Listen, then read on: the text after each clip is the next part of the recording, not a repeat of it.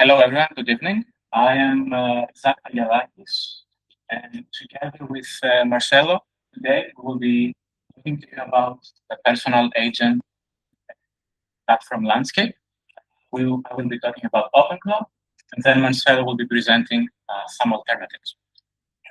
So, OpenClaw, your personal AI assistant. So let's see. First off, what is a personal AI assistant? In a few words, it's a chat model, an LLM, with metric abilities, and also access to your system. What could go wrong? So a brief history about OpenClaw. It was vibe coded by Peter Steinberger and was published as a CloudBot on November 2025. Shortly after, in January, Anthropic decided to send a polite email to Peter about changing the name because it was conflicting with some trademarks. It sounded too much like Claude. So it was renamed Modbot. And then shortly after, I believe 3 days, it was again renamed OpenClaw, which had remained its name until now. Then February, Peter posted a post about being hired by OpenAI and for working on other things, not OpenClaw. And also a foundation is announced for open, so it can remain open source.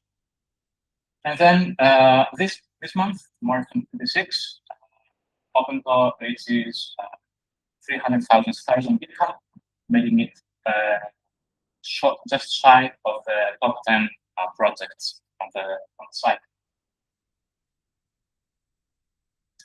Let's talk setup. So how do you install it? You go to the site, there's a command you run, which downloads the CLI. If you install the CLI, you run the setup wizard, which allows you to connect the messaging app. One of the great things about OpenClaw is that it supports a lot of providers, both for messaging apps and LLM providers.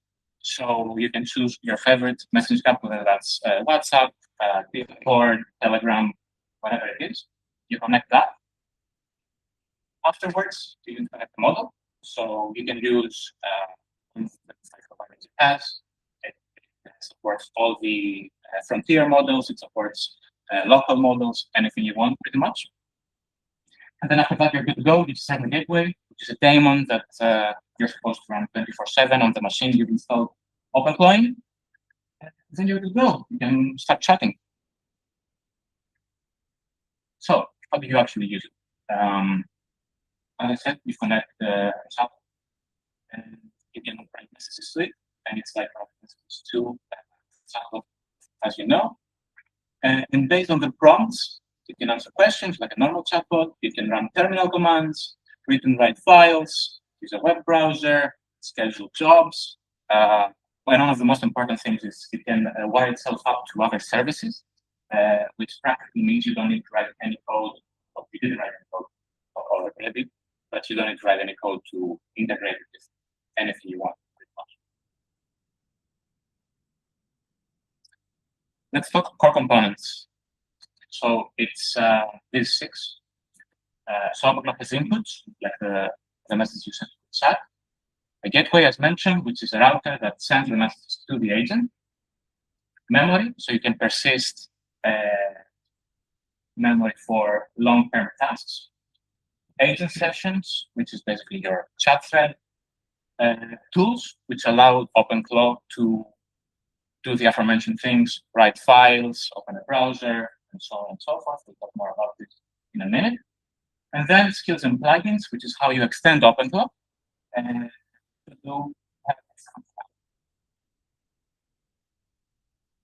let's see how execution flow looks like. You will first get an input. It's like a chat message, which will go to the gateway. The gateway then decides which agent needs to run this input. It sends it to that. And then it decides if it needs to run some kind of tool, that's optional, and then it produces an output. inputs. There are 5 types of inputs, which can then be categorized into 3 categories. So you have manual ones, which is the channels, essentially the channels that I mentioned earlier. You have schedule, which are repeatable prompts. You have the heartbeat, and you have cron jobs. And then event-driven, which are treated by our events, basically hooks and webhooks.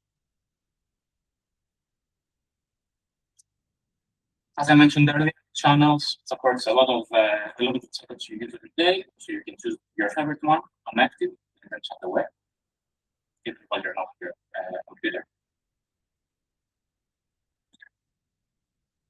Moving on to the heartbeat.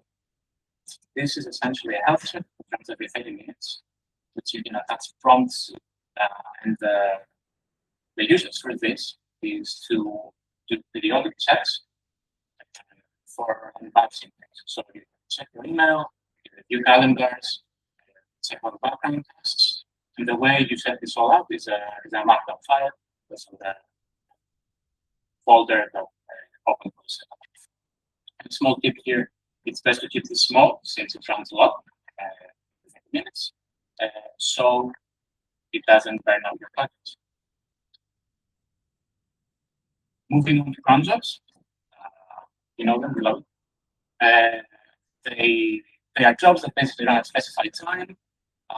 They have an isolated context, so they don't see what is written in the chat thread. And the good thing about them is that based on the task you've set them to run, you can also set a specific model. So you can have more powerful models for more complex tasks, or less powerful models for easier tasks, so you don't use that many tokens. Moving on to hooks. These are prompts that trigger when specific lifecycle events happen. So, for example, when a new session is created, a new event is triggered. When a session is closed, also an event is triggered. You can use those to do things like audit logging for observability and troubleshooting, or maybe saving session data to memory, so the OpenClaw can access it later. Then we have webhooks, and these allow external services to trigger prompts for your OpenClaw. And you can use this to do things like, for example, you can say, when I receive an email that says that tickets are open for an event, I want to buy this.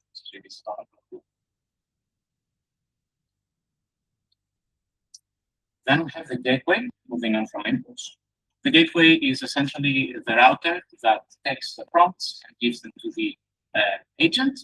It's responsible for determining which agent will handle which prompt, and also passing on the context that the agent will need to execute said prompt. And then another important role of it is that it enforces policy boundaries. So, for example, when you try to execute some kind of tool, it will ask you, depending on the permissions you've set, if it has permission, so you can approve it, or maybe you can set a whitelist, and so on. And also, it can set commands for dangerous maybe prompt injections and cancel them if it finds so. Then we have the agent sessions. These are basically the subset you're OpenClaw with. And there's 2 types. One is the main, which is the subset as mentioned, and then isolated, which are sessions created for cron jobs or other parameters. Moving on to memory, there are 2 types. And one is the daily notes, which are saved in markdown files with the current date. And they're basically used to keep track of your short-term memory needs. If you want to remember something that has to be performing over a span of a couple of days, when a new session is created, it reads today's and yesterday's note. For longer-term memory, you have memory MD beyond the markdown file, which you can set up more long-term memory. This is things like preferences, durable facts, or decisions that you want the want OpenClaw to always have access to. An important note here on memory MD is that it's only read when on a main or a private session, so never in group contexts like group chat, so your privacy is respected. Moving on to tools, as I said, these enable open to perform actions in your PC, open browsers, do stuff like that.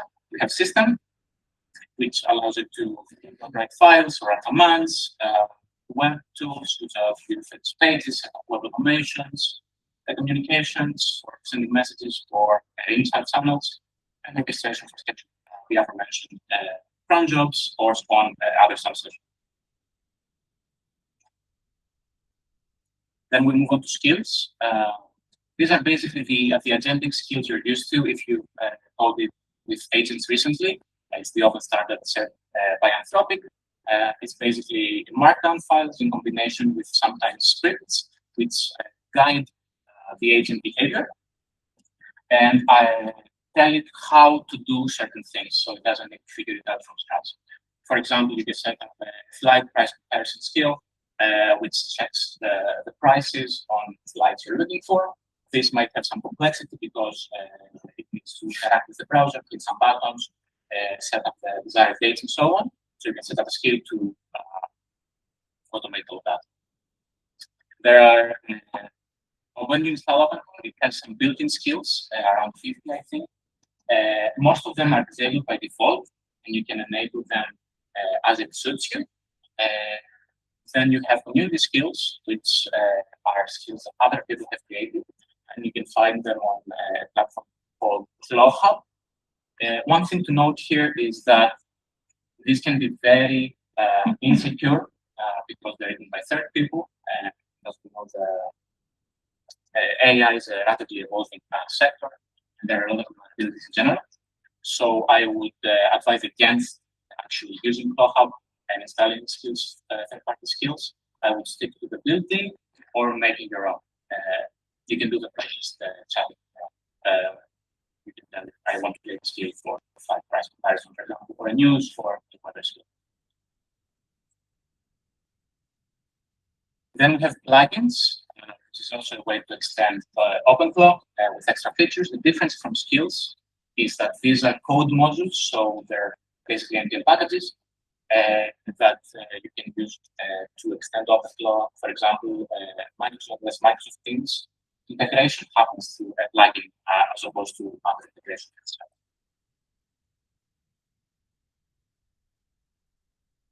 Let's move on to some actual use cases. So how would you want to use OpenClaw in your day-to-day life? This is an example of what I've set up. This is a daily brief. So every morning at 10 a.m., I've told OpenClaw to find news. I've split it into global, national, regional, and hobbies. For example, for global, unfortunately, these days, it's mostly about the war. Then you have national for Greece, regional for Heraclion, and hobbies for any hobbies you might have. I've also told you to summarize email and calendar, my email and calendar.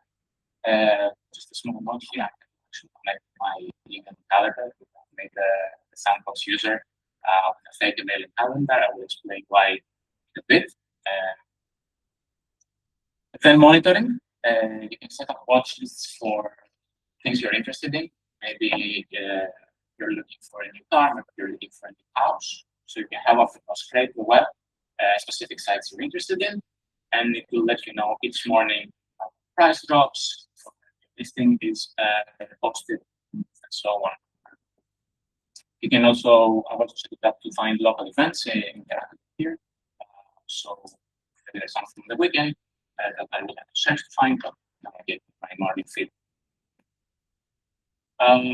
The weather, so if it's voluntary, just get the weather for the day, see if you have an umbrella or not. And another useful thing is that you set it up to create action items for all of these things. So one example is now that, again, with the war that's going on, a lot of flights were canceled. So one day it told me to check if I had any flights going to those areas and cancel them. or make sure they're not canceled. Then, another example is goals. So let's say you want to learn a new language. You can tell OpenClaw to create a plan, give you suggested reading, and prepare weekly quizzes for you. And then you can also just use it for more general tasks. So you can organize your files, debug local computer issues, compare prices, as mentioned earlier, book tickets, create calendar events, organize your inbox, write or more likely write code, or do all of the above while you're away. The great thing is that you can talk to your phone, your computer here. Now, let's talk about the elephant in the room. Security and privacy. OpenClaw has some built-in security measures. So the aforementioned policy controls. So when you type in a tool or some dangerous command, it will try to ask for approval and maybe block the command, but it's not perfect. AI is not realistic, so you can rely on it for perfect security. Then we have sandboxing tools. So these are a way for OpenClaw, even if you set it up on your local machine, if you don't want anything to go wrong, you can have any tools that OpenClaw uses running a plugin on it. So there's native support for that out of the box. And then lastly, you have OpenClaw Security Audit, which is a command that finds security vulnerabilities for you and tells you how to fix it. The irony here is that the more secure you set OpenClaw to be, or the default sets it to be, the less useful and more tedious it is to use. I'll give you an example. Let's say I tell OpenClaw to find me some flights. To do that, it might need to open a couple of browser tabs, open a couple of sites, click through some settings to find the dates I need, check all the prices, and so on. To do those things, you need to make multiple tool invocations. And by default, we'll ask you for each one to approve it, which kind of makes it lose a lot of the magic of just saying, hey, find me some flights, and put your phone away, and the feeling is it makes it more manual, which is not very nice. Of course, it's a tool, it can be misconfigured. So yeah, it's what it is. And then finally, regarding privacy, depending on the model you've connected to it, all prompts and context are sent to the LLM provider you've chosen.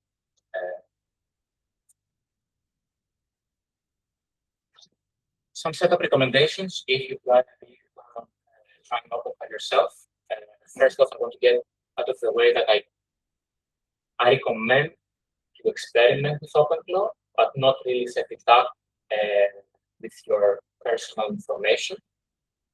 As mentioned earlier, what I've done is set it up in Sandbox, and I've given it a fake user just to see if it can do this.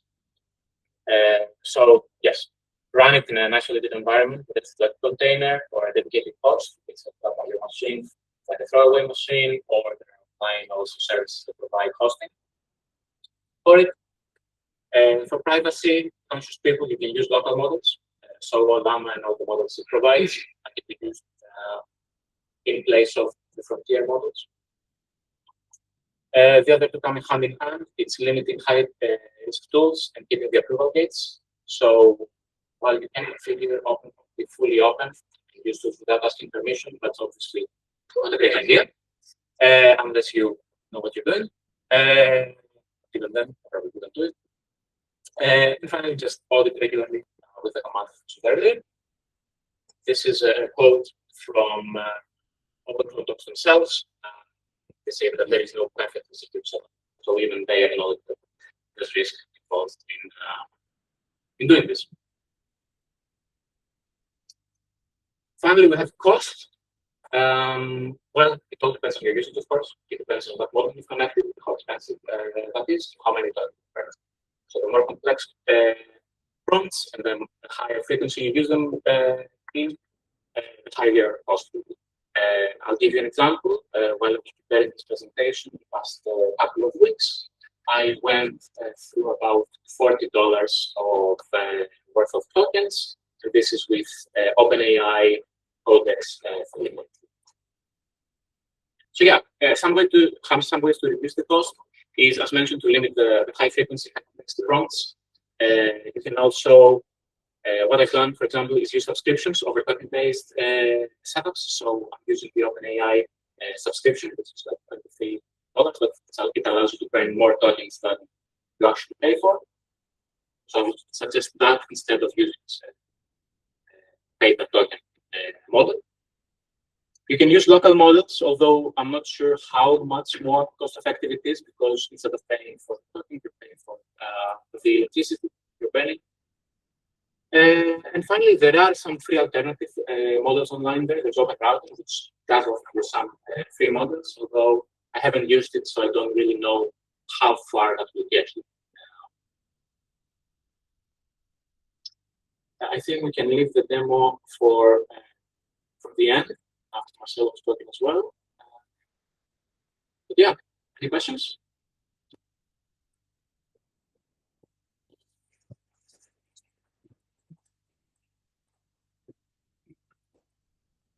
Yes?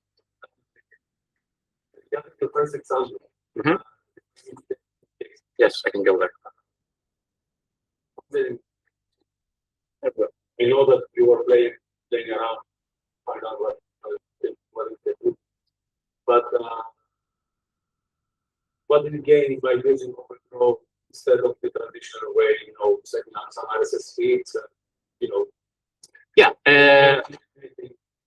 Yes, of course. So one thing is saving time, because you don't need to set this up, set the RSS feeds up. You can tell OpenClaw. All of this, I haven't written a line of code. So basically, everything I'm doing here is I'm writing prompts to the chat, and then it handles everything else. So I told it that I want to use it this way, and then I can tell it to format it in a specific way that suits me.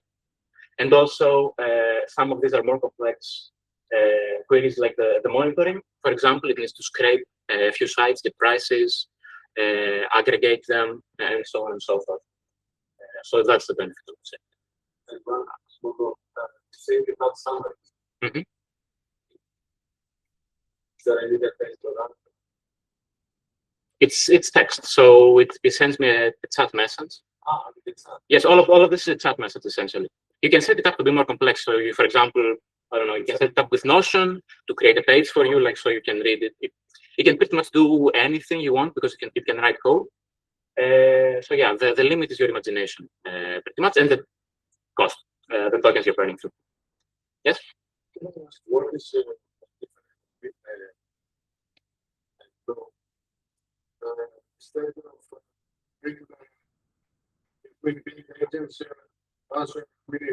mm-hmm. Yes, so the one benefit, if I'm understanding your question, is that the setup is a bit easier. So all you need to do is install it, and then you can tell it to actually do stuff. So there's no, you can even do it without coding knowledge. But another thing is that the default setup. So if you see the inputs here, the heartbeat, the cron jobs, the hooks, all of these are set up out of the box. So to set them up by yourself, you could do it, of course, like the author of this did it by themselves. But it offers like a convenience, I would say. And there's also, yeah, I think that's the thing. Yes. And something I wanted to mention that regarding that is with the scheduled inputs is what makes OpenClaw kind of feel like autonomous, like Jarvis from Iron Man, because it can run prompts without you actually prompting it at the time. So you can even get chat messages when you're away without like the interactive. Yes, exactly. Yes.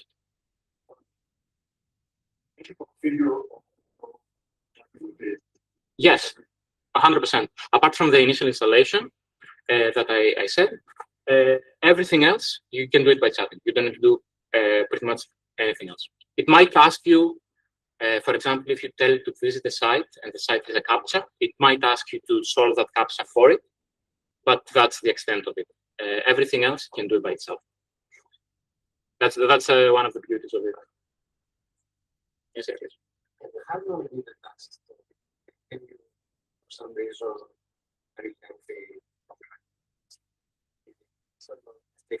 how fast you get? The news is extremely fast because it's RSS feeds, so that's very simple. But for example, one example I can give is fetching price data. So let's say I've set it up to fetch for certain items from Scrooge and from Best Price.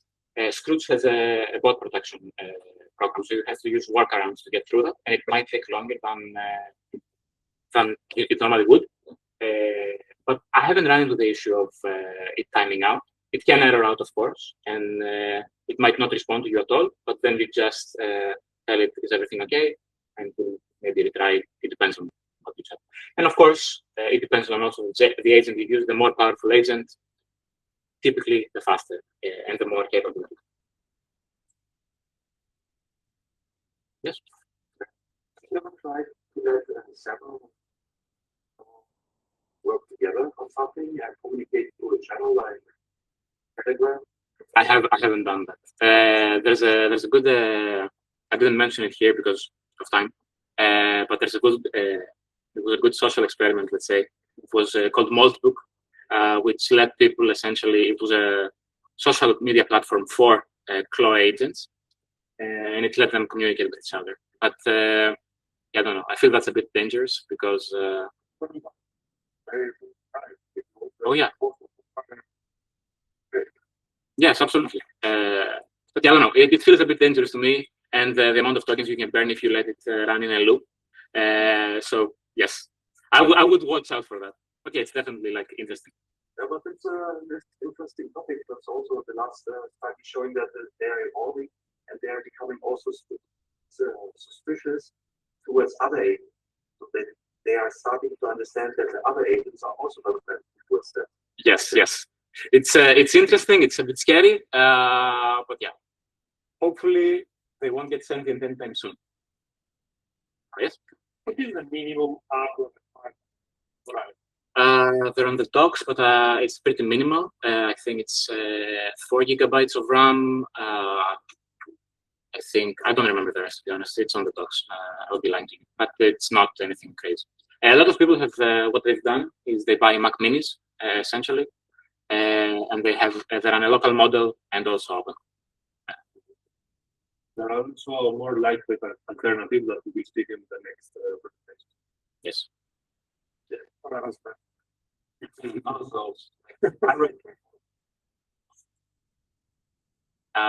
Any other questions?